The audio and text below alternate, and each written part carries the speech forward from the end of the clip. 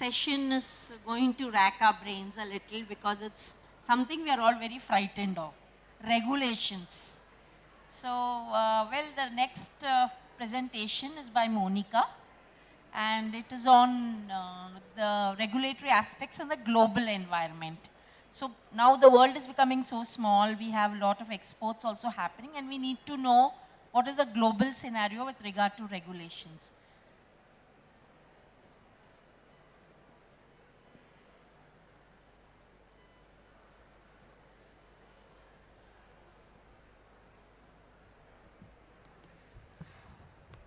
Change the slides. Should I change from now? Good afternoon, everybody, and thank you, Sheila ma'am, for introducing me. I would like to take this opportunity to present on behalf of Mr. Nikunj Harlalka, who is managing our organic division since last 15 years. And I would like to take the compliances and the regulations which are required for ensuring, a better cosmetic product, how the process entirely goes through when you get a organic product registered. So you might have seen the organic movement has gained a lot of spotlight in mainstream media these days, but it has not been like that for long. Despite the generally positive outlook, there has been a review of organic farming listed in with, ensuring several challenges for product compliances. You need to have some specifications and compliance to meet the organic product requirements.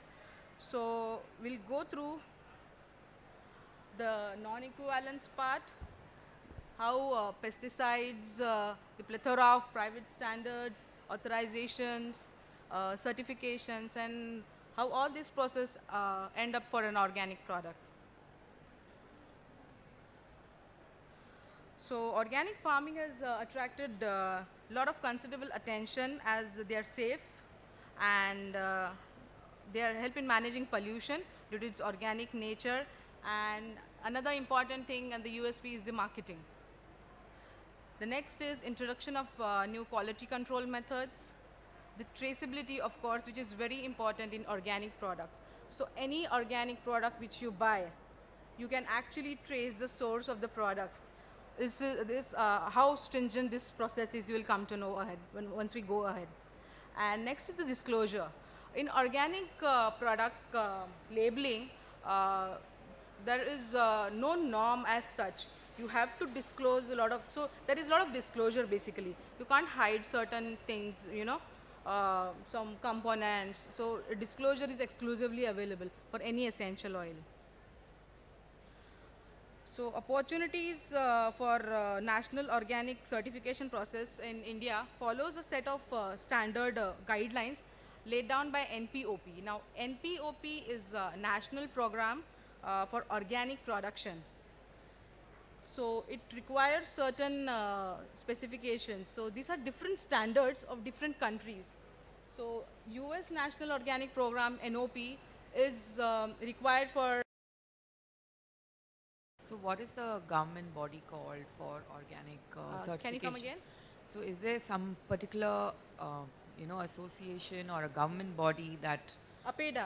APEDA is a government body. Okay. The head office is located in Delhi. So it governs all the organic certifications and under NPOP, NOP, and then you have these accreditation bodies and then certification agencies which come under them. Who are eligible for providing certification things and auditing your premises for any kind of organic trading or processing or manufacturing. So if a manufacturer has a certificate from APEDA, he is Yes. Okay. Raw material, yeah. Right. APEDA is a governing body representing Indian government, Indian governing body for organic products. So it is the agencies and the accrediting bodies called NPOP, NOP, under which there are agencies which comply, and then that is, so entirely it is governed by APEDA. So whatever the information the agencies provide, once you process your product, based on that, your product and the final TraceNet certificate is issued by APEDA. So final approval for any transaction for your product uh, based on that certificate called a TraceNet certificate, you receive it from APEDA. Any more questions?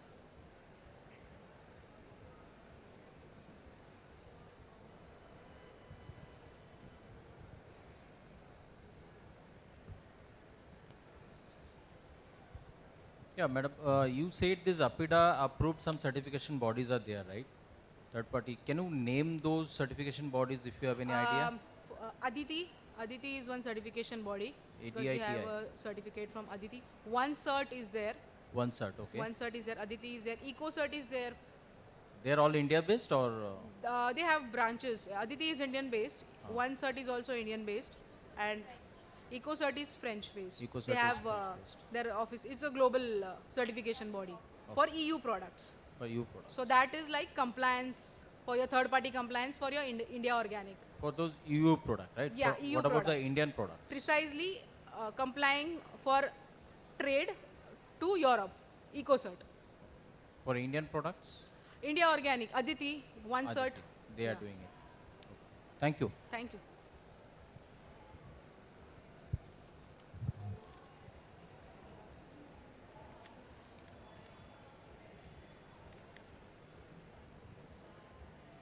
Thanks, Monica. That was nice.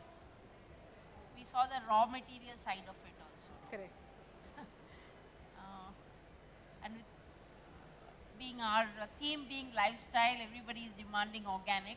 Now we at least know what is organic, and hopefully we won't be taken for a nice ride. Thank you for the time and thank you for the patience with everybody which was listening. Thank you so much. Had a great time.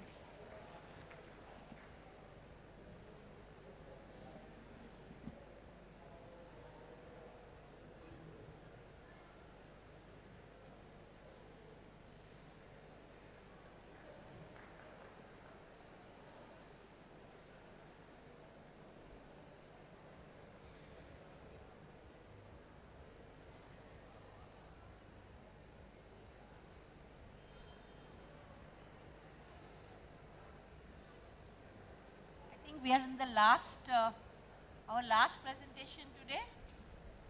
And for that I'll welcome Dr. Renuka Thergaonkar. And she is going to be speaking on a very interesting, what we heard in the morning from people on, all the speakers on the new trends. She's going to be speaking on a subject called beauty down below. So where we are talking about lifestyle, and there's a lot of issues that are addressed, that are issues with groin hygiene or vaginal hygiene. So that's a subject she's going to be taking. I mean, most of us know her, but anyway, she's one of the nicest formulators, and she was the HOD of the Kelkar College Perfumery and Cosmetics division, and now she runs her own R&D consultancy at Thane, and she's designed I don't know how many products and won laurels worldwide for us. So she needs to be given a good hand.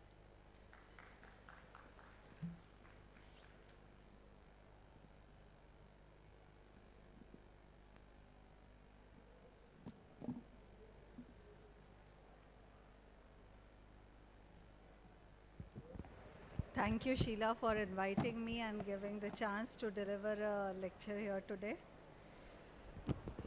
Though my topic is slightly different and it's not the usual topic that we generally talk upon, but since it was a new topic, I thought better we will have a very good opportunity to discuss a subject which is not talked much about, but everyone in India now have started looking at these products.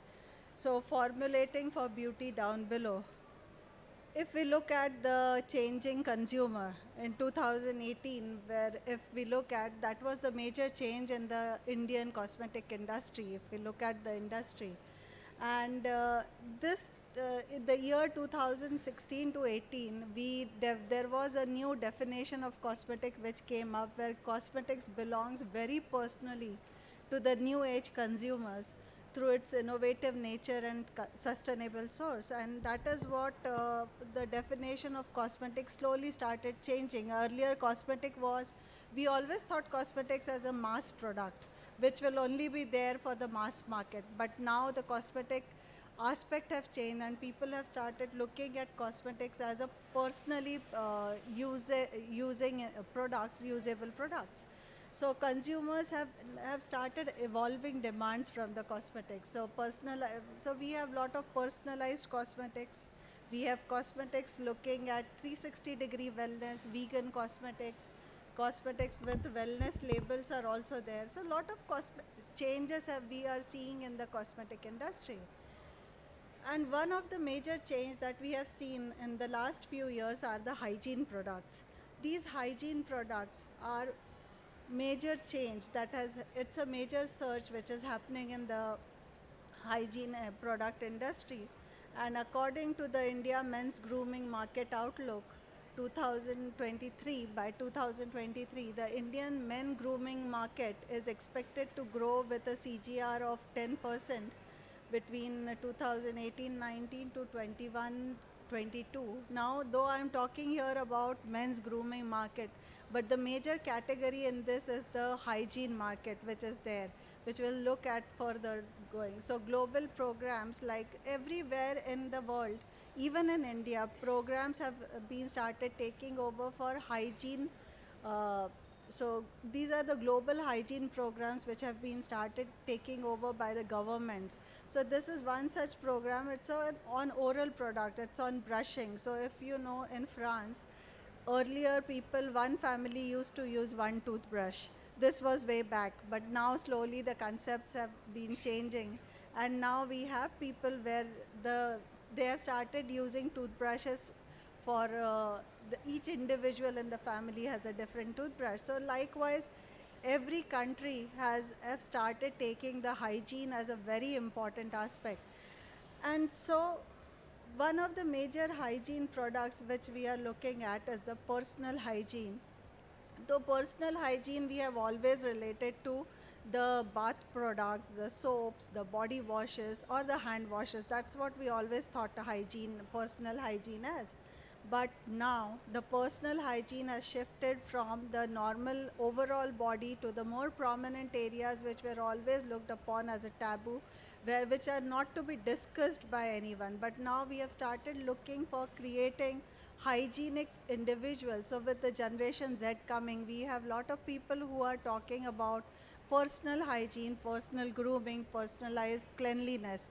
And that is why this trend has come up. Is the trend new? Yes, the trend is new in India, but globally this trend is not new. It has been there for years together. So this is just a research article which was done on the advertisings which were seen over the past few years. So if you will see here in the article, from 1960 to 1980, this was the time where we could see that there was an increase in the number of advertisements for personal hygiene products were more. After that, there saw a decrease in the number of advertisements for the personal hygiene products. And again now, since in the current years, again the personal hygiene products have started increasing as the market has started growing.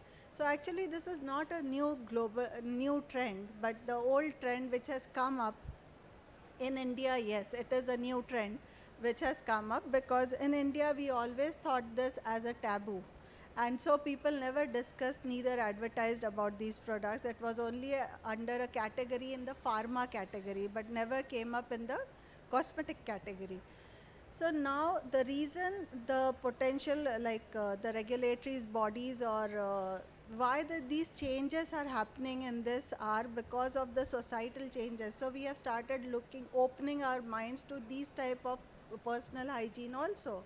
Even new marketing strategies and options, new product developments, new technologies which are coming up, they all have started more of an increasing concern about that the infections, the viral infections, the bacterial infections, people know they cannot be eradicated, so they have to be controlled.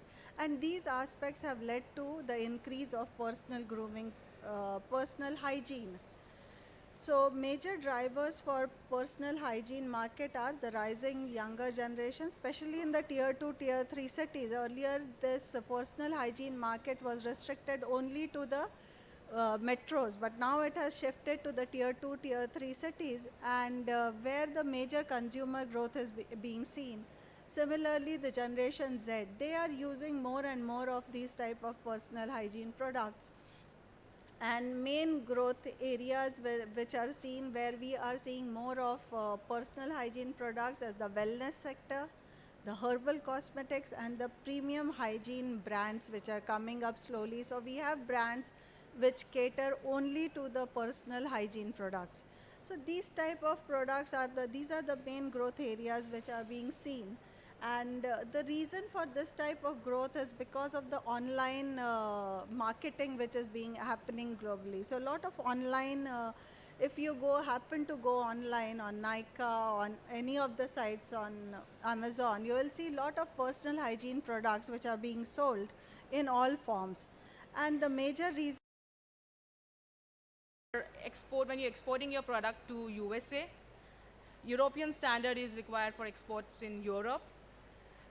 Subsequently, Japan agriculture is JAS. Indian standard is NPOP, as I said. Swiss standard is BioSwiss.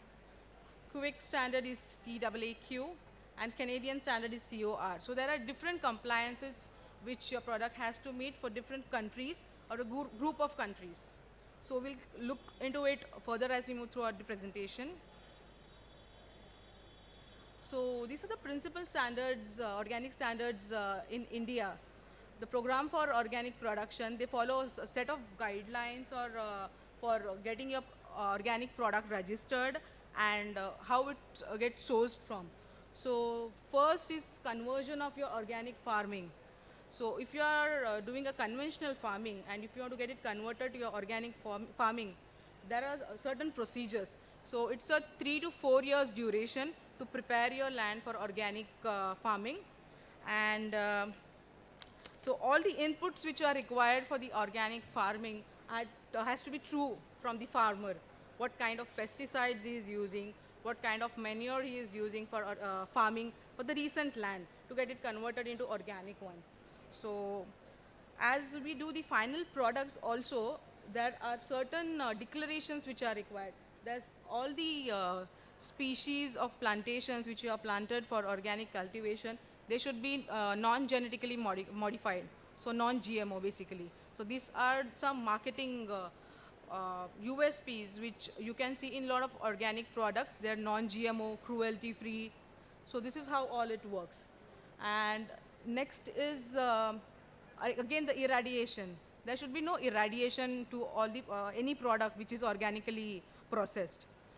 Another is integrity of process. So the biological, physical, and mechanical must be maintained. So everything, like in the ancient time, you used to get home farm products. So it has to be maintained in that way to get a final organic product. So maintaining a proper land, organic manures, and you also have to make sure the adjacent farms. So there should be no pesticide inclusion from the farms which are adjacent to your farm. So a proper care has to be taken. Another point is sustainable practices.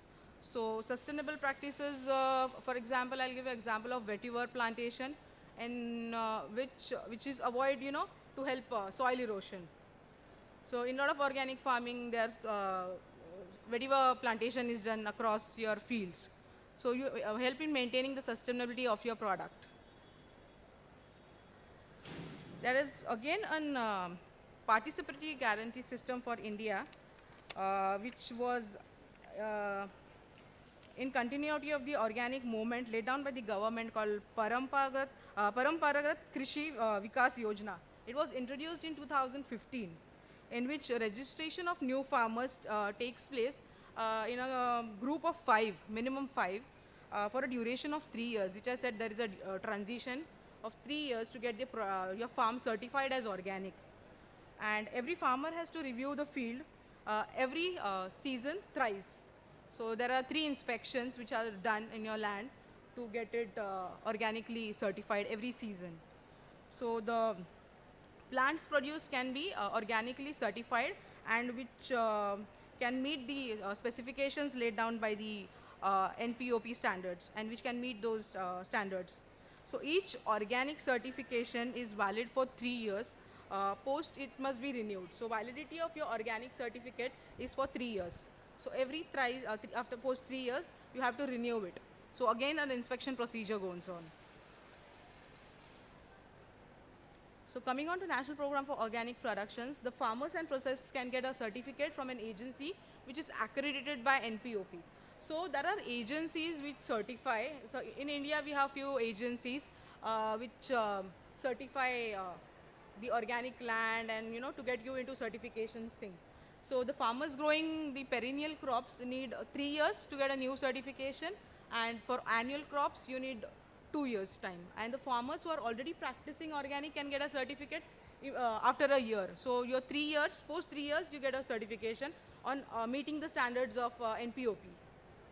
So the cost for this might vary from 15,000 to 50,000 depending upon the area you are covering under your organic farming, and the inspection which is again required for a third party inspection for your organic facility. So as per recent I can say the organic farming which I traced, the area covered in India under organic farming is around 6,22,007 acres of land in India is covered under organic farming. So India is the next, a future for organic farming, because no other countries are having much farming lands than India for different varieties of consumer products and also edible products. This is the operational structure of the organic national program for organic production.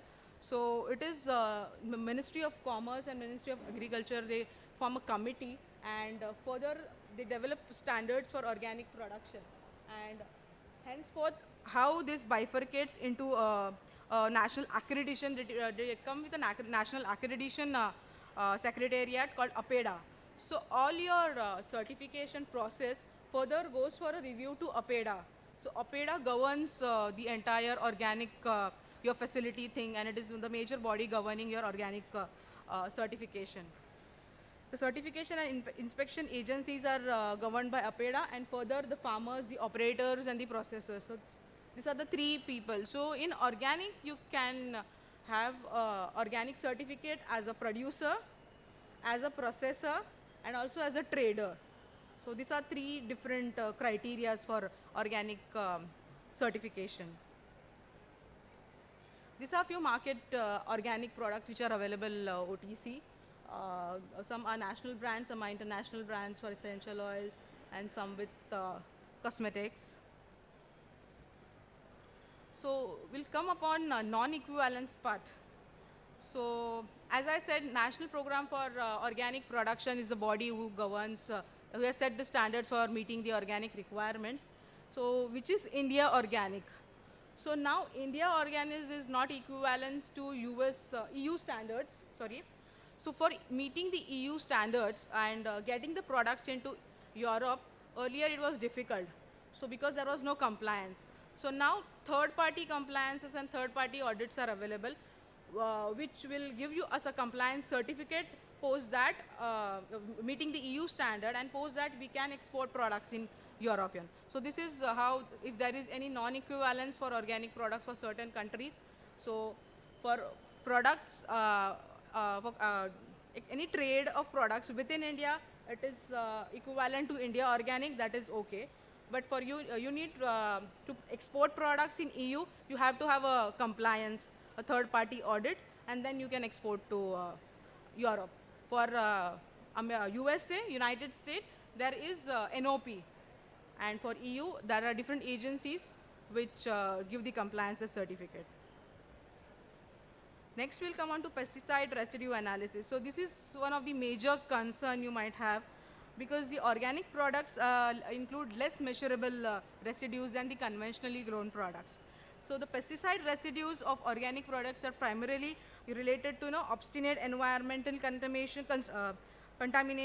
and occurrence of the prohibited pesticides in your product may indicate to an illegal use of product under an organic label or a mix-up of conventional and organic products.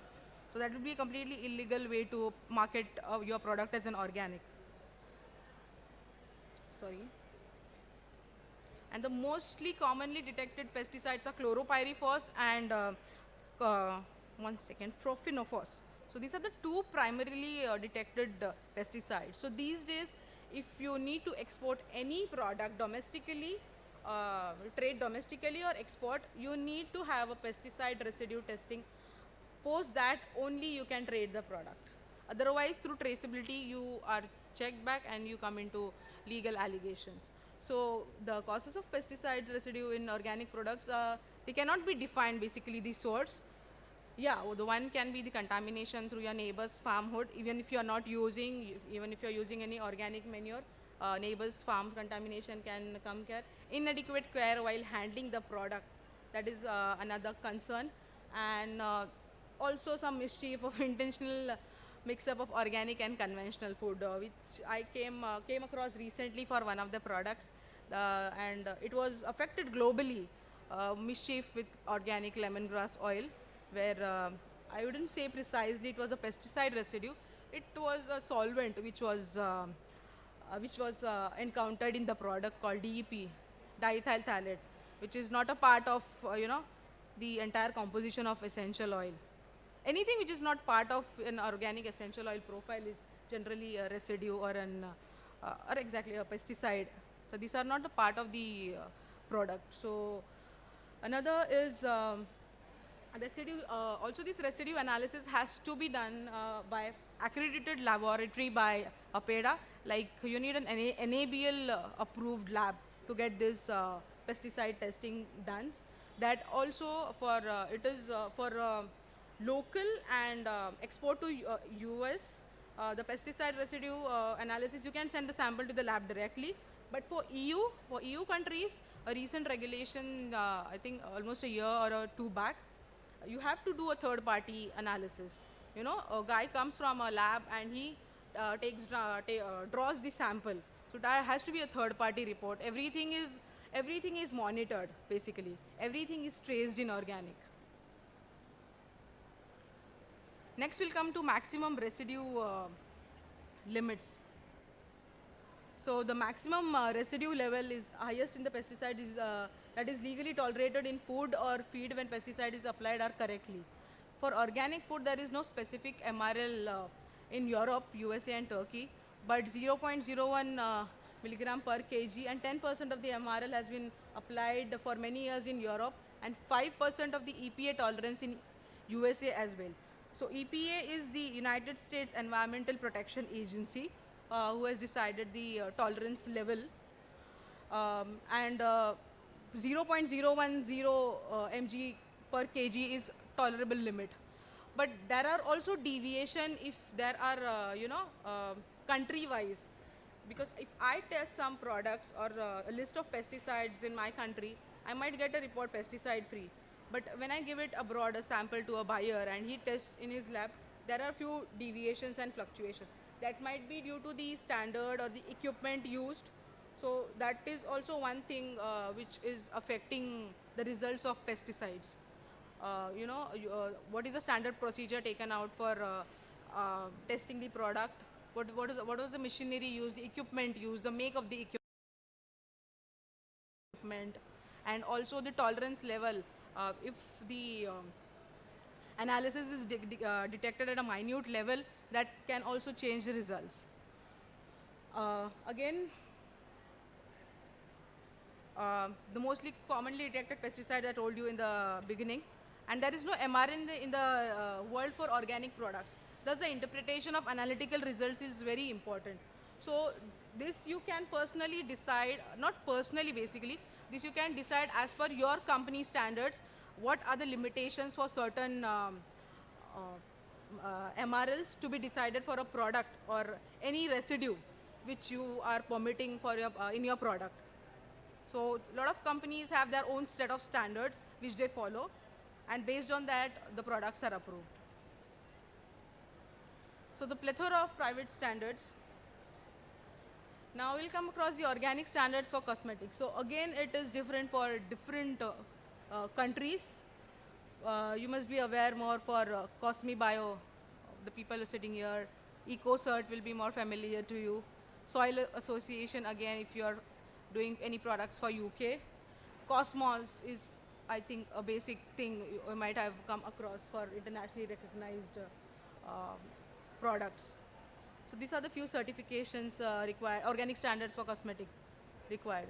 So Cosmos was founded in 2010 by Soil Association and other leading organizations. So again, here you will come across as something that is organic on a Soil Association. Health and beauty license is not considered organic for Cosmos. So little contradicting, but for a product to be organic, basically by Soil Association and Cosmos, 95% of the product you can claim as an organic. 95% of the ingredients for the product to be said as organic are good enough. So you have to check what kind of products you are using. There is also formulation to count the organic percentage of the products in your formulation. So it is there, I suppose, on their website of Cosmos.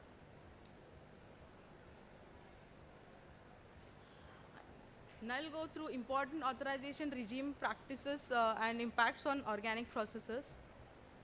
So the Commission regulation, that is the EU, was laid down in December 2008 in regards of the arrangement for imports of organic products of third country. So as I said regarding the non-equivalence earlier of India organic and EU, so this is where we come across that there was a third party, third country agreement between EU and India, wherein now we can directly export organic products to EU because we are complying their specifications.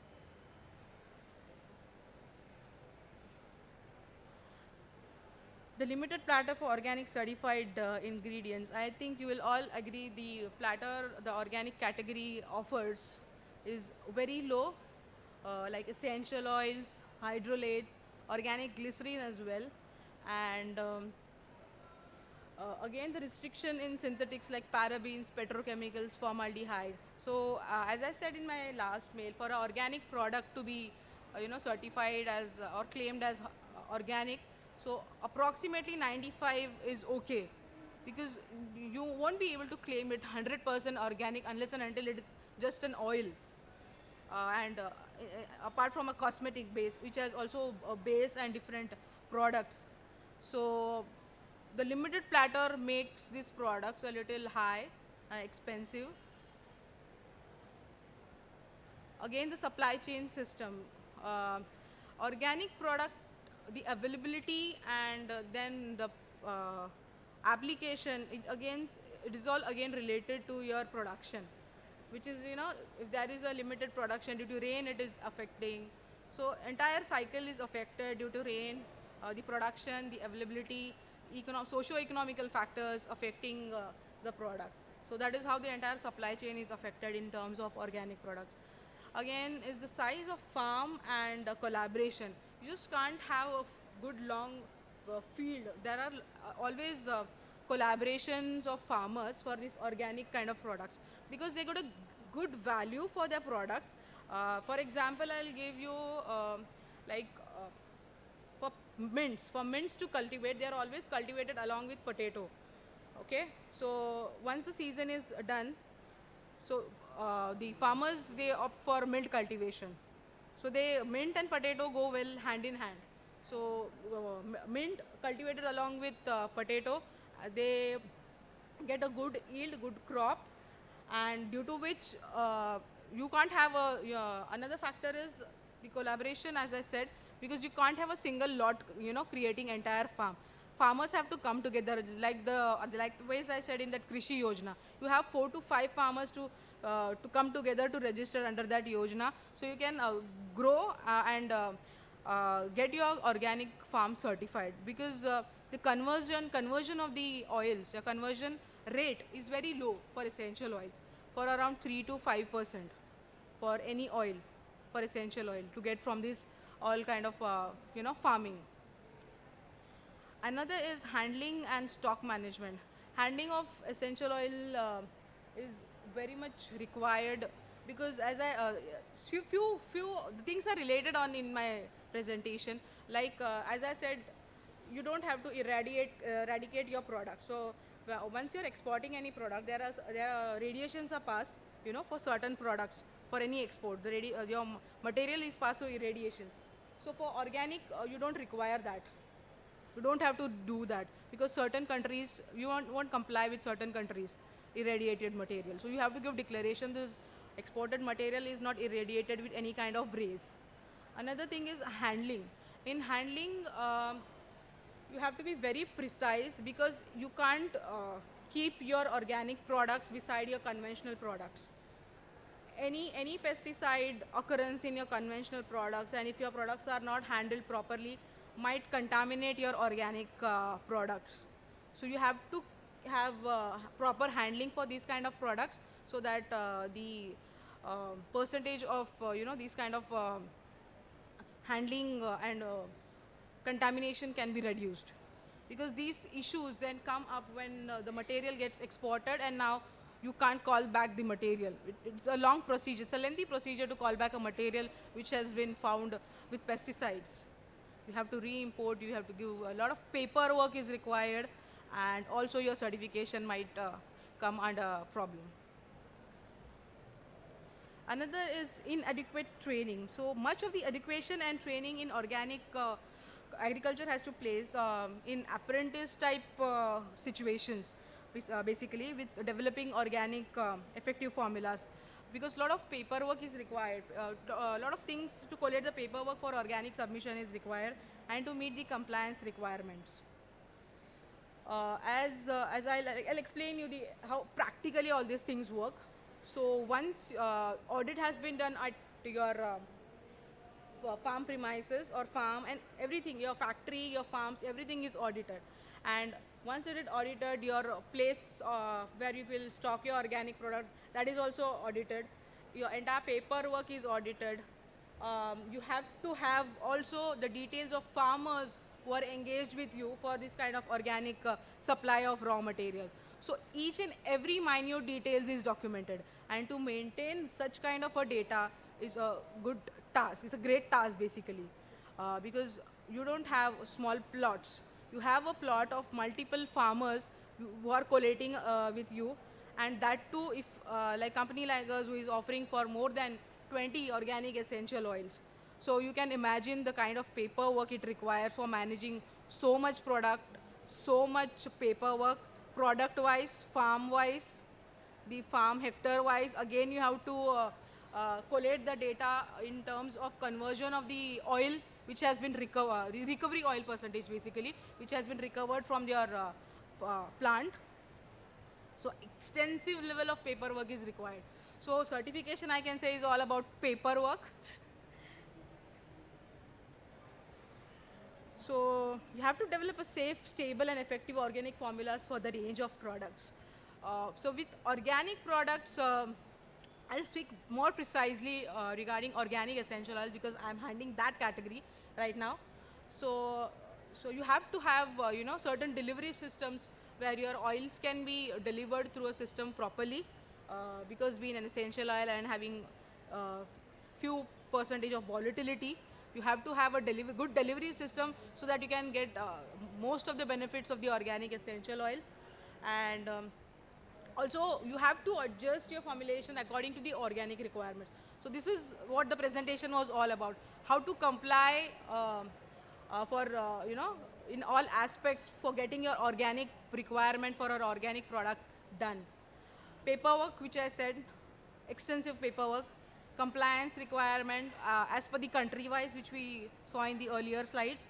Every country has their requirements and regulations. So based on that specifications, they also have product specification based on which you have to see whether you can match your product based on their requirements.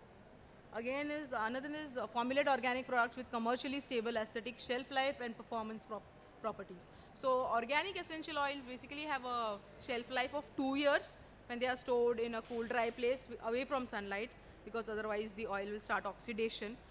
So to deliver these kind of essential oils through a skin delivery system or a cosmetic base, you have to take an utmost care while you are monitoring your product efficacy and product stability.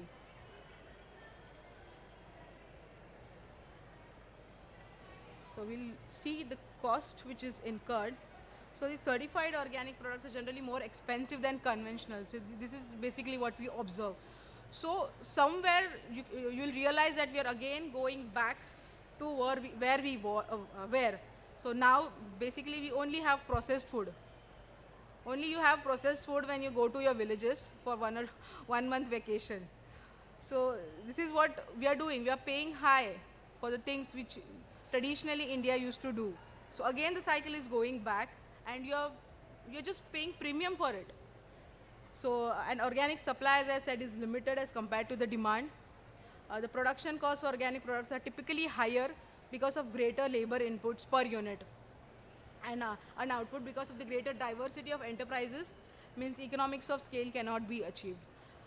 So this is really a what do I say, a state of concern for any organic producer. You know, we are affected more by social economical factors. Again, rain, because the crop might get affected. Season, if it is extended, if it's still raining till summer, September, October, then my crops, I have to think about that. And again, when do I take my harvest? And then post harvest also, if I don't recover the kind of oil quality I was looking for, so there is a lot of juggling and constant monitoring required for these kind of products, due to which eventually the supply is limited and you pay a premium price. But of course the quality is organic. And the post-harvest handling of relatively small quantities of organic food result in higher cost. So as I said, handling is very much difficult. So if you are processing your food entirely organic, and if in handling there is any kind of contamination, and further it goes to your supply chain, then it is of a big concern for getting that product from your supply chain. Marketing and distribution chain for organic products is relatively inefficient, and costs are higher because of the relatively small volumes. So volumes, you might have noticed, for these kind of products are relatively small, but yeah, they have already developed their niche. So there is a market, a good market basically, for organic products. So environmental enhancement and protection, for example, higher prices of organic cash crops compensate for low financial returns of rotational periods, which are necessary to build soil fertility. So we have to think from a farmer's point of view. Every factor affecting your crop will affect your product and eventually your supply chain. Again, there are a lot of higher standards for animal welfare, because there is a market also for organic poultry items, organic poultry items. So there also you have to have because a lot of in a lot of organic farming, the organic poultry and stuff is beside your organic farm. So you can use a manure and stuff for your farms accordingly. Again is avoidance of health risks to farmers due to inappropriate handling of pesticides. So main concern is the pesticide, and also to avoid the future medical expenses, because if the pesticides are not allowed, said you shouldn't be using those. It might also affect your health if they are listed in certain regulations for avoiding those kind of pesticides. So there is a lot of rural development by generating additional farm employment and assuring a fair and sufficient income to producers through organic farming and encouraging organic farming. So this is how the fee structure for per farm unit for corporate and business categories for getting their products or organic farms and facilities certified. The registration fees, there is an inspection and certification fee, and also we have to bear their expenses for travel. And again, for scope generation, there is a fee for around 2,500 bucks, and also for transaction certificate. So when you're buying these products on bulk, generally the producers or the processors, they waive off the transaction certificate since they are dealing into bulk volume. But for small commercial quantities, there is a transaction certificate fee applicable around which is 2,000 rupees. So this organic transaction certificate is a certificate which you receive if you buy a bulk quantity of organic product. So you buy that product and you get a transaction certificate which completes your through which you can trace the origin of your product, basically from a farmer level to from farmer and farm level to the processor or the exporter level. So the average cost of certification in India is around 2,500 US dollars, and the average cost of certification in Nepal is 8,000 to 10,000 US dollars. So Nepal is also doing good kind of organic exports due to being in vicinity in around Indian near India. A lot of products organic grade were banned in India for exports, but were not banned in Nepal for export. For example, Jatamansi oil, you might say, or spikenard oil. We cannot export that product. It is under CITES. So it is under natural flora and fauna, so you can't export that product. So it was not banned last 2 to 3 years ago. Last 2 to 3 years ago, it was banned from Nepal. Otherwise, all the Indian exporters would used to route it via Nepal for exporting. So now it is, since it is banned in Nepal as well, you cannot export that product from Nepal as well. So I would conclude this by saying that to develop a successful organic unit and also to ensure the organic compliances, you require a combination of personal skill, suitable land, and a good manufacturing facility and unit, and a market to produce. So these all 4 factors will help you, to end up getting organic product which is in compliance with the regulations required, and then you are out to market your product and gain the share of the market. Thank you. So any questions? Yeah, please.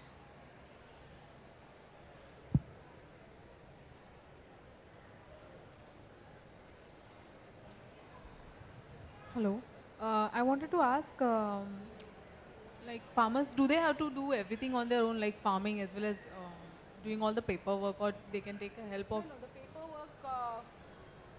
paperwork, they just have to give their details, appropriate details for whatever farming activity they are carrying out. Rest is done since they are registered under certain yojana, or also there are few producers or through NGOs. Through NGOs you can get a trader. A trader can collect them or reach them through NGOs who are willing to do organic farming, and then through them the paperwork can be carried out. So the farmer doesn't have to take that much headache, but he has to provide all the details which are true to his knowledge, and for getting the conventional land certified as organic land. Okay. And when you test for pesticides, is it from the soil? Do you test? Do you do the testing, or with the product? Basically, at a product level, I am not. No, I don't think at a soil level.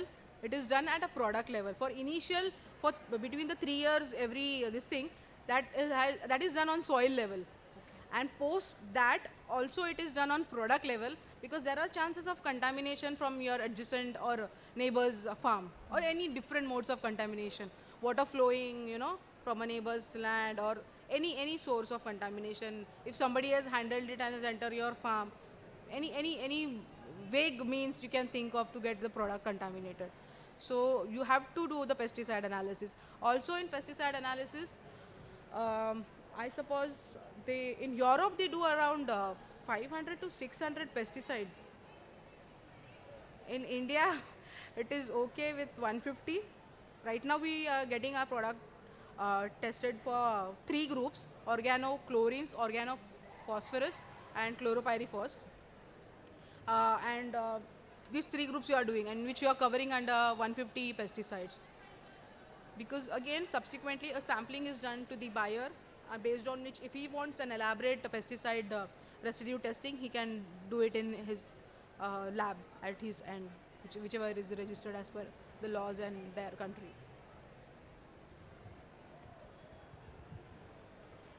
Good talk, thank you. So you mentioned about lots about certification, but you also mentioned at the end there is no specific MRL for organic product. There is no specific? MRL. Yes, yes. So as a customer, when I buy a product from the market, how can I know that this product see, is if your seller is a prominent seller who is dealing, who's good at paperwork, because there are a lot of traders, but not doing a good proper paperwork, appropriate paperwork. See, it can be a chain of process. It can be a processor. It can be a trader, and it can be a trader, and exporter. So it can be multiple chain which is ends up giving an exporter a thing. But certain MRLs are set either by lab. I mentioned I think 0.01 for pesticide residue, right? That is the minimum you said there is no limit. for minimum residue. For pesticide there is 0.01 mg per kg. For the non-organic product. No, that is organic products only. That is the pesticide residue limit. So if your product contains any pesticide beyond 0.010 mg per kg, then it will reflect in your report, and eventually you can't export that product or deal in that product further. Because somewhere in the chain it is going to get stuck.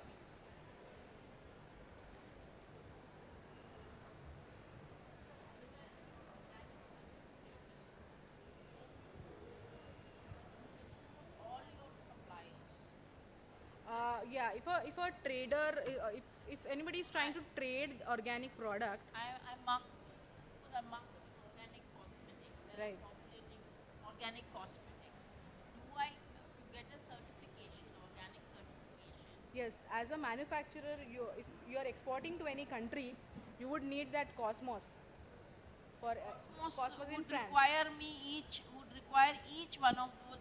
Yeah, all the raw suppliers. yes. For any final product to be said to be a certified organic product, you have to procure from organic certified producers only, or trader only, who is certified for trading that product as an organic product.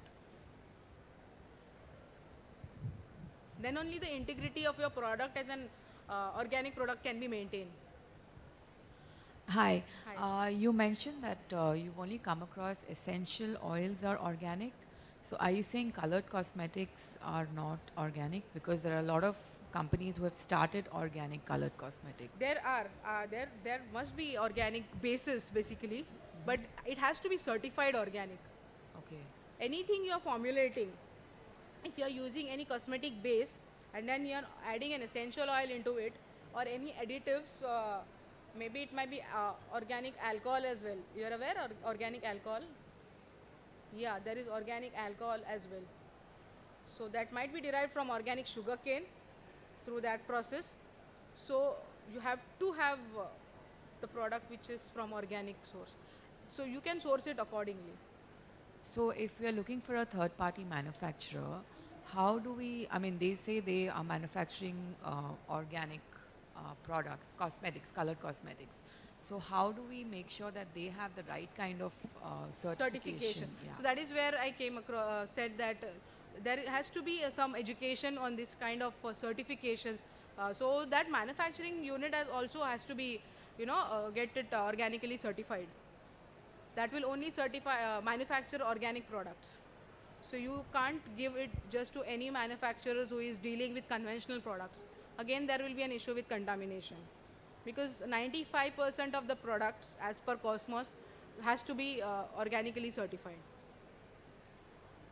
That is why there are very few companies who are manufacturing organic products. So everything needs certification. It's all paperwork and certification.